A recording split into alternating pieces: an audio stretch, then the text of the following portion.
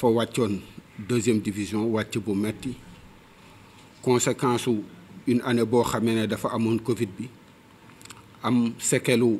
assemblée générale houleuse bu ñu amoon am séquelu fermeture u stade Caroline Faye bi yooyu yëpp biñ ko teg bi mu dalee suñu kaw bii di dóor gauche bii di dóor droite yàlla def li nga xam ne gëm nañ ne mooy li gën mooy équipe bi wàcc damay wax ne fakastalu kenn du ko bañ ci àddina li am solo mooy ñu xam ndax boo fakastaloo da ngay tëdd wala da ngay jéem a jógaat bi ñu daanoo tamit dañu jéem a jógaat may rendre un hommage un vibrant hommage un hommage réellement boo xamee ne du fond du cœur laa koy jëlee à toute cette équipe qui m'accompagne et à toute la population du stade de Mbour li may wax naan le peuple du stade de Mbour parce que metti woon na coow li bëri fu nekk waaye ñoom ñëpp debout comme un seul homme dañu ànd ne c'est possible ñu ne dañ koy utiwaat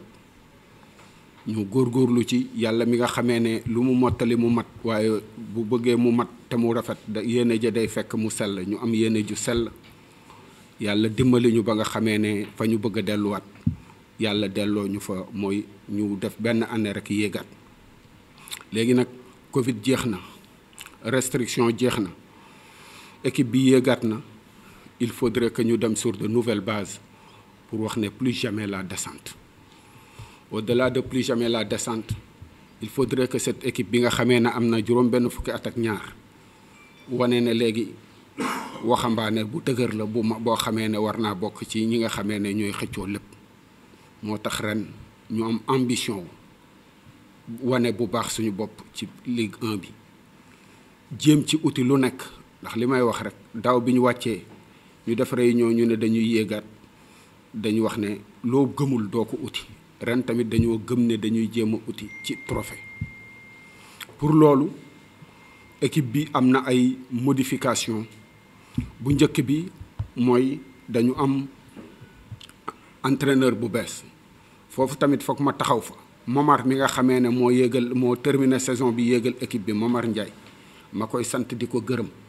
waaye licence bi mu am aptul pour diriger équipe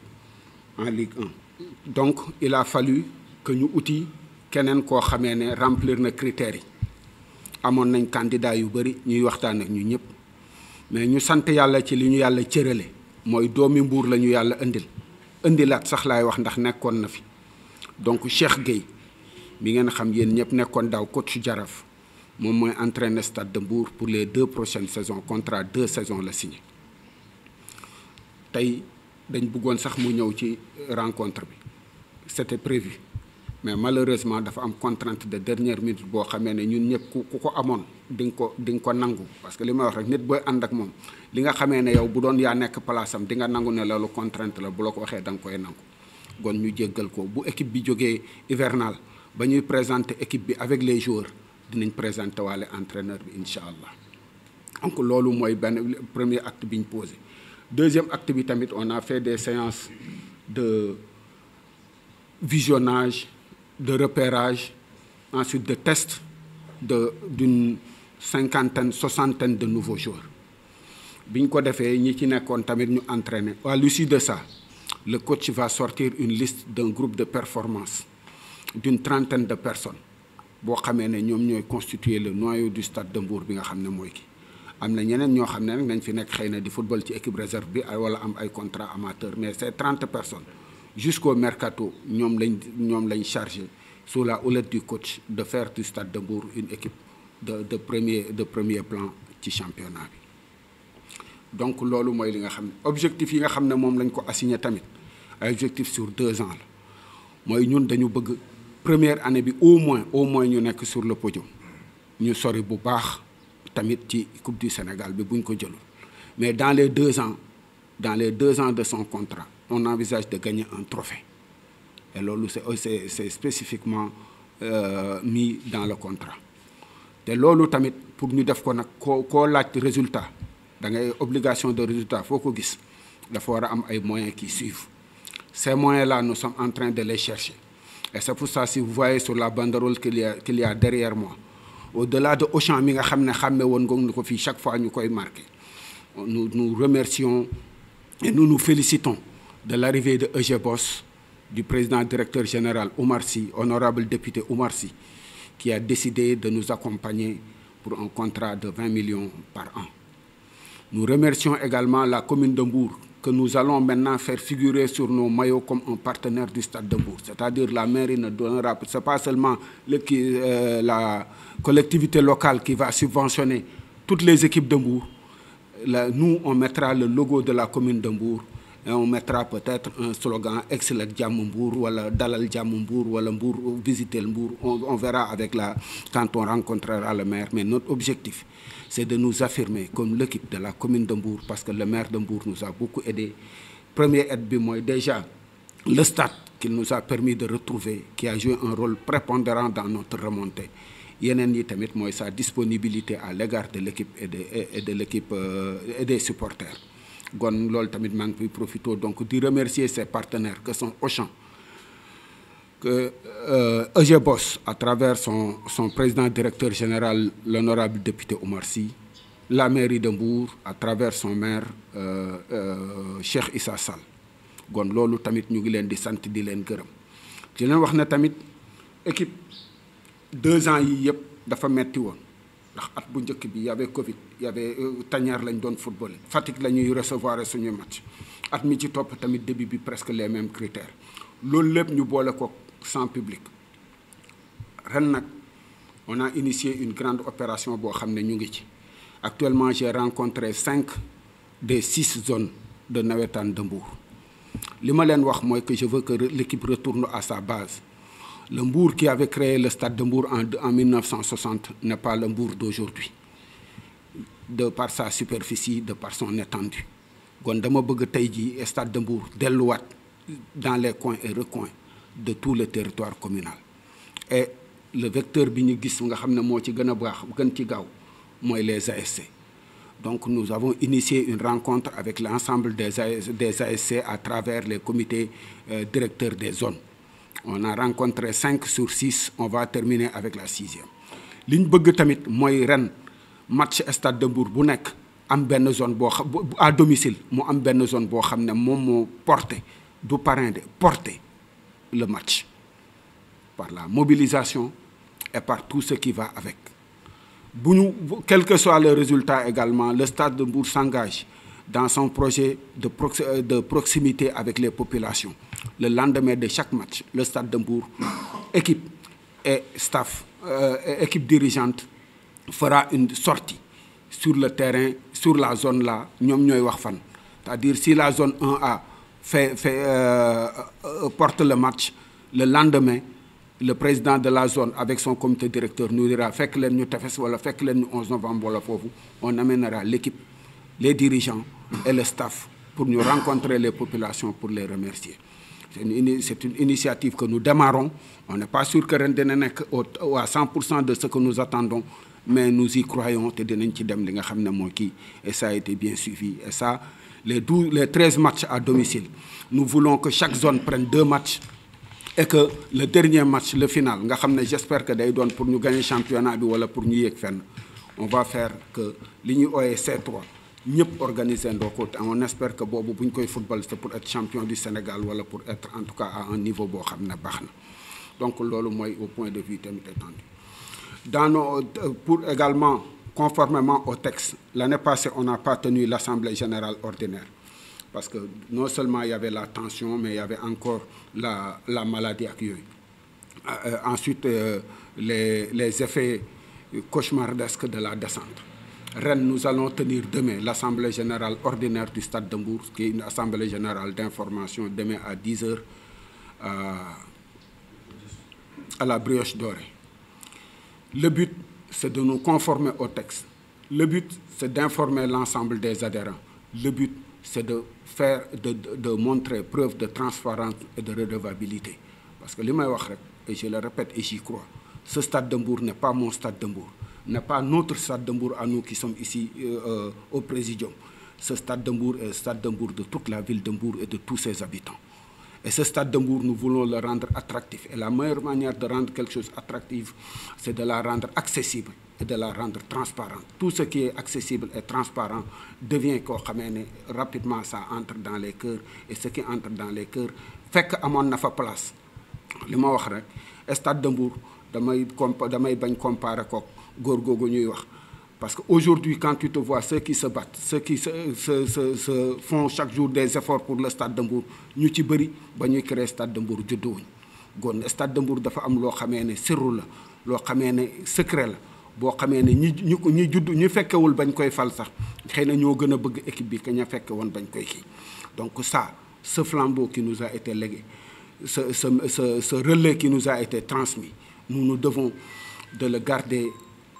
haut et jusqu'à l'heure de la transmission et de transmettre ça dans les conditions idoines à ceux qui vont nous succéder. Parce que les malawaks, nous sommes un passage. Nous faisons un mandat à la tête du Stade de Mbour. Ce mandat prendra fin par X ou par Y. Et nous devrons transmettre l'équipe à d'autres. Mais nous voulons transmettre, aujourd'hui,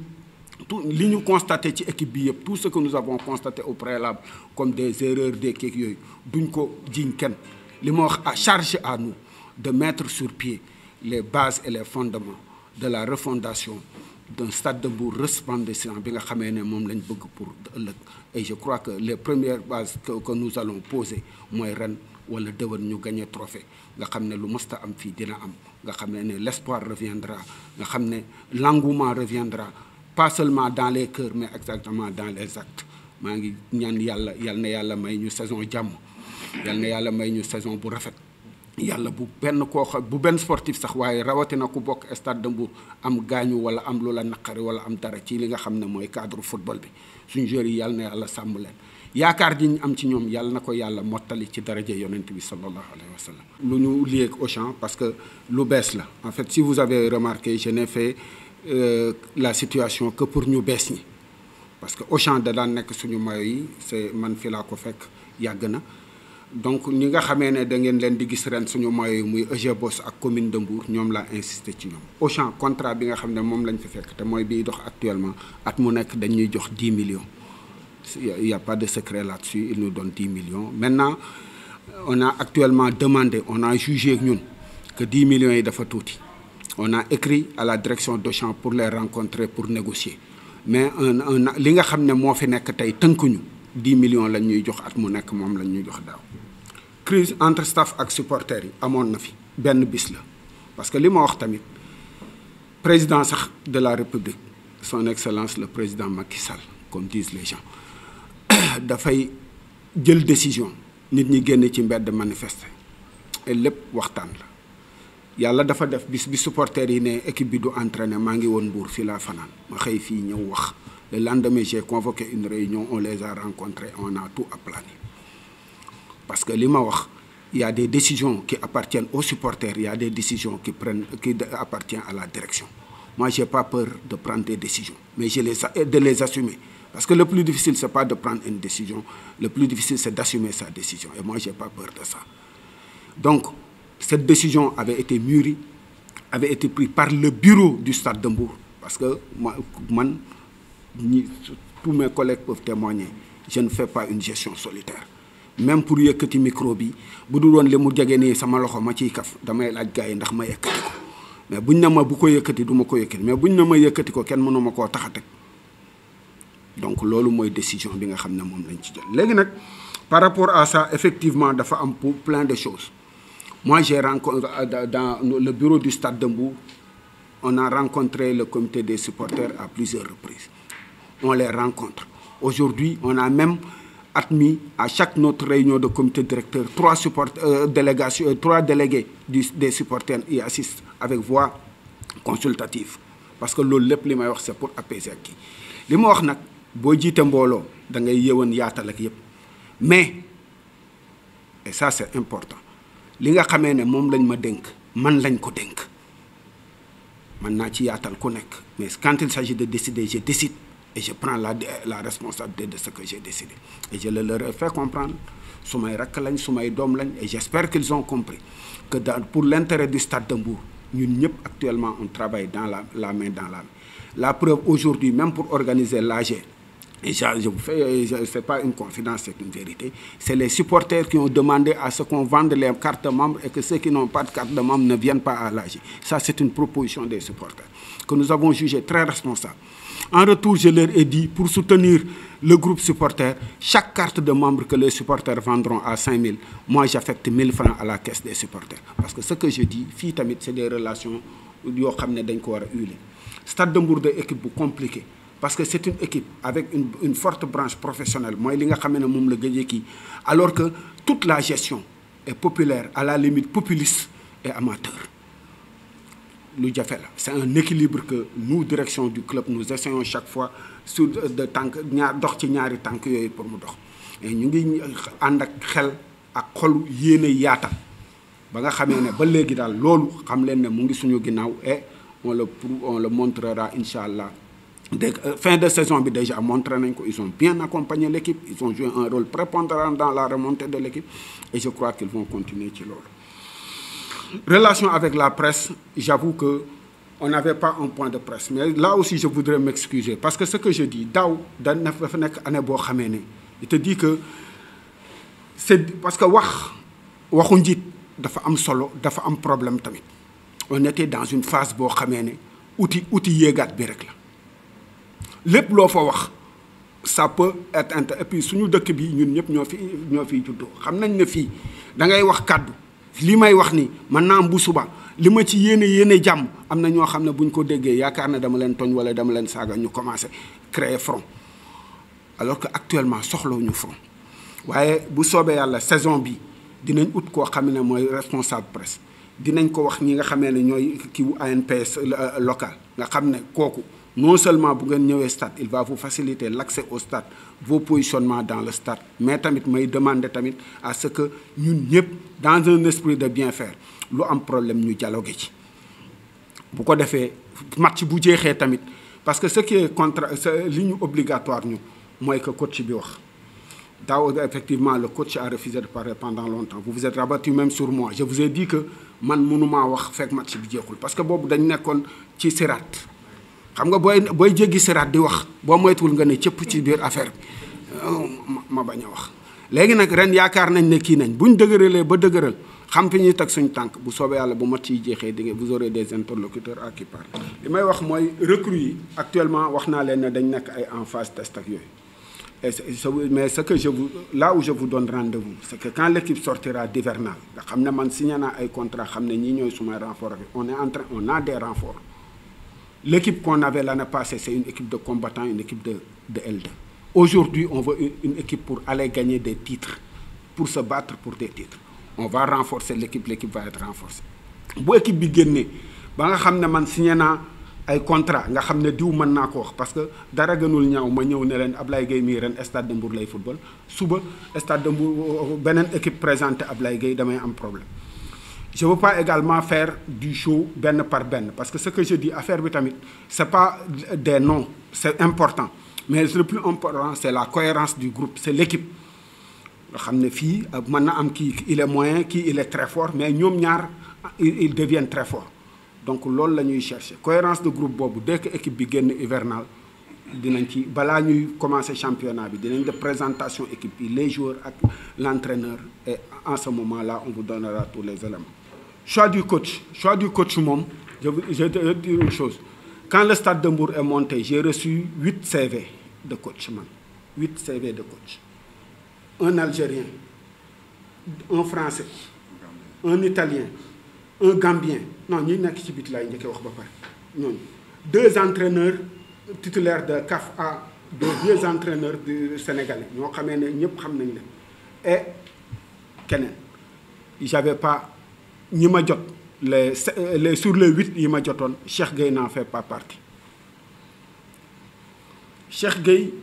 il est passé ici man j'étais pas président du stade de Mbour mais suivre woon naa maa ngi woon ci stade de Mbour ak yooyu. Quand le champion au départ on a eu 3 défaites quand Cheikh Gueye partait ñuy arrêté championnat bi ci lañ doon wax day am play down ak play off le stade de Mbour était qualifié pour le play off était 7e quand on arrêtait le championnat. Donc pour moi, il n'avait pas fait un mauvais boulot ici. Daou, il a entraîné le Djaraf. Le Djaraf a terminé 2e du championnat. ak match yoo xam ne dañ ko dingil ay points son match contre Pikine ah c'est Pikine ah le match bi am coow incident ah ko bi am kii ñu dingil ko ay points. Si on rajoutait ces points là à Cheikh Gueye serait ex aequo avec le Casa Sport comme champion du Sénégal. waaw en pleine compétition yeneen équipe bi dañ bañoon libérer seen joueurs yi pour ñu dem football yi CHAN bi moom ay 6 joueurs yu Jaraaf dañ demoon CHAN bi. Cheikh Gueye a fait que ça soit à Guédiawaye à la Sonacos, il a fait partout de mon kii. Et aujourd'hui sur l'échiquier national au point de vue diplôme parce que nit ensemble mais au point de vue curriculum c'est l'un des meilleurs entraîneurs sénégalais parce que Cheikh Gueye est titulaire de la licence A de l'UEFA. ñi ko am fii même Aliou Cissé la licence qu'il est parti chercher au Maroc barki démb ba ñu wax ne am na ko léegi à CAF bi Cheikh Gueye l'avait. Donc Cheikh Gueye c'est le top au point de vue diplôme des entraîneurs sénégalais. Ensuite il est de Mbour maintenant fi nga jaaroon tamit defoo fa résultat wala am fa ay problème boo demee ba ñu waxtaanaat ak yow pour nga ñëwaat fa les deux parties dañu war a tirer les bonnes résolutions de passage boobu. Nit la xale la tamit du mag Cheikh Gueye c'est un jeune donc je dis que c'est un jeune mbourois boo xamee ne dafa dem équipe jël deuxième qualifié coupe de la CAF gars yi xëy benn bis dingi ko sans ñu am man en tout cas dégguma ay arguments yu voilà. Donc ce que je dis pour tout ça nous avons jugé que voir le CV de Cheikh Gueye était intéressant. C'est à notre demande que Cheikh Gueye a déposé son CV. Ça aussi il faut que ça soit clair. On avait 8, Cheikh Gueye a déposé son CV. On a fait la présélection. On a commencé à discuter avec des entraîneurs. On en a choisi, on était avancé avec quelqu'un boo xamee ne naroon nañ ko kii parce que ku nekk lu ñu la jëlee rek am nay critères kii dafa rafet kii dafa mokk poj kii dafa bëri xaalis ku nekk am na kuñ jëloon kuñ waxtaanaloon ba so rek moom ça n'a pas abouti parce que loolu tamit day am ci kii bi c'est un marché. Après wax naa ko loolu tamit du secret je l'ai dit la dernière fois qu'on a tenu un CD j'ai dit que nous sommes en discussion avec 2 coachs ñoo desoon Cheikh Gueye ak keneen. On a discuté avec Cheikh Gueye on est tombé d'accord doomi Mbour la am na kii bi on est prêt à l'accompagner et il en fait un challenge et nous l'avons choisi mais Cheikh Gueye keneen li ma bëgg a wax rek équipe bu ko am man je crois que tu craches pas là-dessus donc c'est pas un choix par défaut. C'est un coach de niveau, de haut niveau, qui habite la ville. Et nous avons voulu également, dans la cohérence globale bi ñu yore équipe bi ba léegi, que le staff soit fait par des hommes de Mbour. bu ñu ko amul nag ñu jëli ko ndax c'est le milieu professionnel mais ñuy sant yàlla li mu ñu may ñu am doomu Mbour ñu ñëw ñu ñaan ñëpp ñu jàppale ko à commençant par ñun pour que mu atteindre objectif yi nga xam ne moo ko. te am na lu ma neex loo xam ne ma wax leen ko di quand on discutait avec lui il a dit. lan mooy seen ambition alors c'est quoi cette question mu ne ma parce que yéen bu dente ne maintien mooy seen ambition man fii du sama place parce que man dépassé naa fu may dem équipe pour maintenir ko bu dee nag da ngeen bëgg jouer les premiers rôles d'accord naa ñëw et ça m'a bien plu donc pour vous dire l'esprit avec lequel on s'est engagé avec lui di ñaan yàlla na yàlla mottale ko may wax ne souvent quand on s'excuse on s'accuse bu ñu ñëwee rek commencé wax way Covid bi la lii yooyu mais dans le contrat qu'on avait signé avec nous quand on est venu avec Auchan la seule chose qu'on a demandé en plus et c'est contractuel ici booy dugg Auchan devait nous faire là-bas la boutique du Stade de Mbour à leurs frais nga xam ne foofu fa la ñuy jaayee les effets du Stade de Mbour.